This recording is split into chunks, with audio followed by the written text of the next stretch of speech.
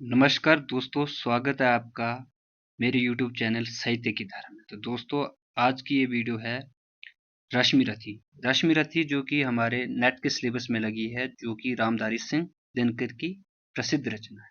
इसके अंदर कर्ण के जीवन का चित्रण किया गया है, उसके संपूर्ण जीवन को, उसके पराक्रम को रामधारी सिंह दिनकर ने 7 सर्गों में लिखा गया है। तो आज हम उन सभी सर्गों की कथा वस्तु को जानेंगे।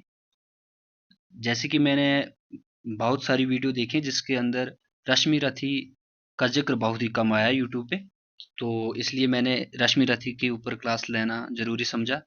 इसकी खास बात तो ये है ये कि प्रसिद्ध रचना है और ये नेट के सिलेबस में लगी है, और यहाँ से ये हमें पूरी पढ़ने को है, जिसमें हमें पूरी पढ़नी है नेट के सिलेबस में। तो इतना हम याद नहीं रख सकते हैं, पर इसमें सिर्फ एक सवाल मेरे मेरे हिसाब से बनाया जा सकता है, जो कि है कि कुछ पंक्तियाँ उठा के पूछी जा सकती है एनटीए द्वारा, और उसमें से आपको सर्ग पूछा जा सकता है, और जो इसकी तथ्यात्मक जानकारी है वो भी मैं आपके साथ साझा करूंगा।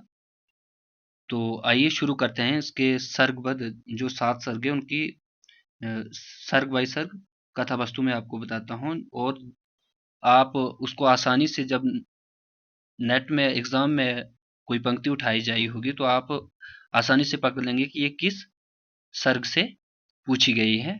तो आप आसानी से बता सकते, और साथ ही साथ कर्ण के जीवन के बारे में भी आप कुछ जानेंगे। तो आइए शुरू करते हैं आज की क्लास को। जैसे कि आप देख सकते हैं, रश्मि रथी 1952 में लिखी गई है, जिसमें कर्ण के जीवन का चित्रण किया गया है। प्रथम सर्ग में कर्ण अपनी वीरता का प्रदर्शन दिखाता है। जब कर्ण पांडवों और कौरवों के बीच क्या होता है कि अपना पराक्रम के लिए ऐसे युद्धाभ्यास होते हैं, तो ऐसे ही हो रहा था वहां पे। तो उसी समय कर्ण भी वहां पे आ पड़ते हैं और वह अर्जुन को अपने साथ द्वंद्व करने के लिए निमंत्रण देते हैं। लेकिन यहाँ पे जो कि द्रोणाचार्य है वह कर्ण से उसकी जाति पूछते हैं और अर्जुन को कहते हैं कि ये राजपुरुष है, तो ये हर किसी से नहीं लड़ सकते हैं, तुम अपनी जाति बताओ। पर यहाँ पे कर्ण अपनी जाति, अपने पराक्रम को ही अपना जाति मानते हैं, क्योंकि वह अपनी जाति को नहीं जानते थे। तो यहाँ पे इसी तरह कुछ वाद संवाद चलते हैं, पर अंत में जो दुर्योधन है कर्ण को अपना मित्र बना लेते हैं और उसे अंग देश का राजा बनाकर बना देते हैं, तथा इससे वो उनकी दोनों में आपस में मित्रता हो जाती है, और वह प्रथम सर्ग का अंत यहीं पे हो जाता है। वो फिर कर्ण और पांडव कौरव अपने महल लौट जाते हैं। अगर दूसरे सर्ग की बात करें तो दूसरे सर्ग में आप देख सकते हैं, दूसरे सर्ग में कर्ण है जो परशुराम से शिक्षा लेने के लिए जाते हैं, और वहाँ अंत में वो क्षत्रिय होने के कारण उसे श्राप दिया जाता है परशुराम द्वारा। उसका ब्रह्मास्त्र की जो शिक्षा है वो छीन ली जाती है। तो यही है इसकी। तो अगर जब परशुराम और कर्ण का संवाद जैसे आपको लगता है, तो आपसे सर्ग पूछा जाए तो आप दूसरा सर्ग ऑप्शन उसको आप आंसर मान सकते हैं। तीसरा सर्ग जो कि इस ये बहुत ही अच्छा सर्ग है और काफी चर्चित भी है। इसे यूट्यूब पर आप देख सकते हैं, काफी सारी वीडियो इस पे बनी हुई है। तो ये काफी अच्छा इसमें है कि इसकी कथा है कि इसमें जो पांडव है वो वनवास को गए होते हैं और वह वापस आते हैं।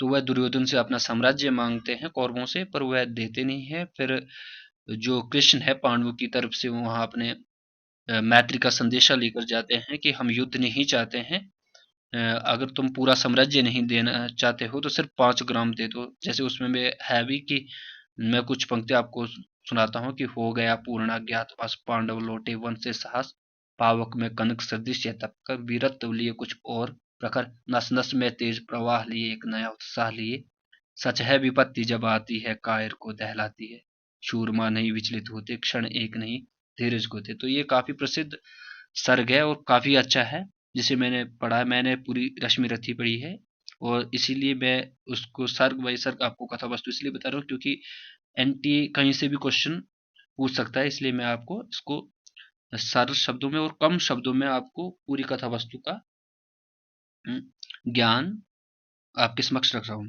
ठीक है, तो आगे जैसे कि मैंने बताया कि इसमें फिर पर दुर्योधन है जो पांडवों की जो मैत्री का संदेशा होता है, प्रस्ताव होता है, उसको भी आविष्कार कर लेता है, अस्वीकार कर लेता है, और साथ ही साथ वह कृष्ण को भी बंदी बनाना चाहता है, उसको बंदी बनाने का प्रयास करता है। तब वो तब कहते हैं कि उल्टा हरि को बांधने चला, जो था असाध्य साधने चला, हरि ने भीषण हुंकार किया, अपना स्वरूप विस्तार किया, डगमग डगमग दिग्गज डोले, भगवान कुपित होकर बोले, जंजीर बढ़ाकर साध मुझे, हाँ हाँ दुर्योधन बांध मुझे।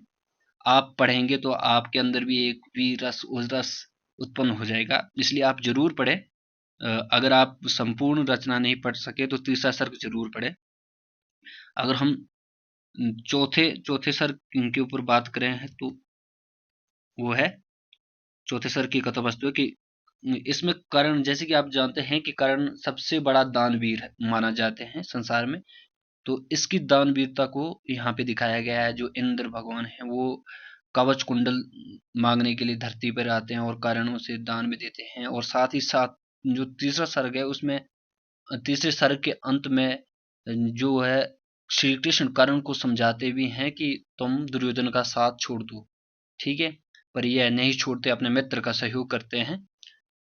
और अंत मृत्यु तक वो अपने मित्र का सहयोग देते हैं। पांचवें सर्ग की कथा वस्तु इस प्रकार है कि इस सर्ग में कुंती है जो कर्ण के पास आती है और उसके जन्म का भेद कर्ण को बताती है कि किस तरह तुम्हारा जन्म हुआ था और मुझे किस कारण तुम्हें नदी में बहाना पड़ा था।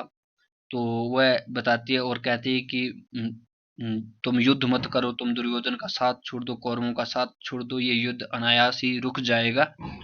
पर जो दुर्योधन है वह कहता है, वह माँ के उन विचारों के प्रति अपने भी विचार रखता है कि आज तुम किस दशा में मेरे पास आई हो और किस समय आए हो मेरे पास, पर अब कुछ हो नहीं सकता, मैं दुर्योधन का साथ नहीं छोड़ सकता है, उसी ने मुझे शरण दी है, जबकि समाज ने मुझे हर तरफ से गाली या मुझे ताड़ना ही दी है। तो इसलिए वह कहता है, फिर अंत में वह कुंती को वचन देता है कि अर्जुन के सिवा मैं किसी के भी अन्य जो पांडव है उनके प्राण नहीं लूंगा, तो सिर्फ अर्जुन।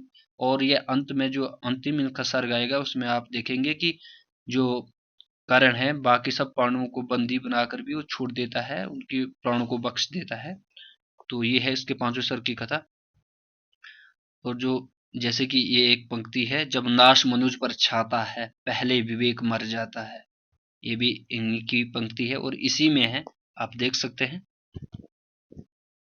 छठा सर्ग की कथा वस्तु है कि छठा सर्ग में, इसमें भीष्म है जो घायल हो जाते हैं युद्ध क्षेत्र में, और वह कर्ण को यह कहते हैं कि दुर्योधन को अभी भी समय है, समझा लो। तो अगर वो समझ जाते हैं तो कुछ नहीं बिगड़ा है अभी भी। पर जो कर्ण है वह कहते हैं कि अब यह समय नहीं है, अब जो होना था है वो होके ही रहेगा, इसलिए वह मना कर देते हैं और भीष्म का आशीर्वाद लेते हैं। और इसी सर्ग में जो इंद्र ने जब कवच कुंडल मांगा था तो उसी समय इंद्र ने एक कर्ण को अस्त्र दिया था जिसका नाम था आपका एकाग्नि अस्त्र। एकाग्नि अस्त्र का साथ में उन्होंने कहा था कि इसका सिर्फ कर्ण तुम एक ही बार प्रयोग कर सकते हो, और कृष्ण इस बात को जानते थे तो वह इसका उपयोग कर्ण को मजबूरन इस सर्ग में, जैसे कि बताया गया है कि दुर्योधन के कहने पर इस अस्त्र का प्रयोग करना पड़ता है। तो इस बारे में भी यह कथा भी इस सर्ग में है। और जो अंतिम सर्ग है वो है आपका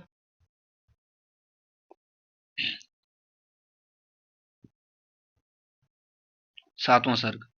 सातवां सर्ग, यह रचना, जैसे कि ये रचना का अंतिम सर्ग है, और इस सर्ग में जैसे कि मैंने आपको पहले ही बताया है कि जो कर्ण है सभी, बाकी अर्जुन के सिवा बाकी सभी जो पांडव है उनको मतलब अपने पराक्रम से पराजित करता है और उनको प्राणों को छोड़ देता है, उनके प्राण नहीं लेता है।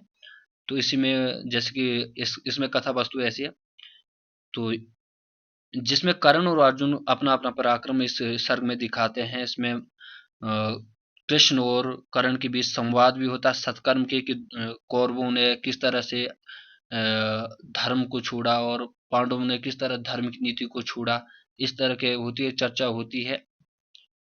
तो इस तरह का इसमें फिर अंत में अर्जुन क्या है जो कर्ण को मार देते हैं।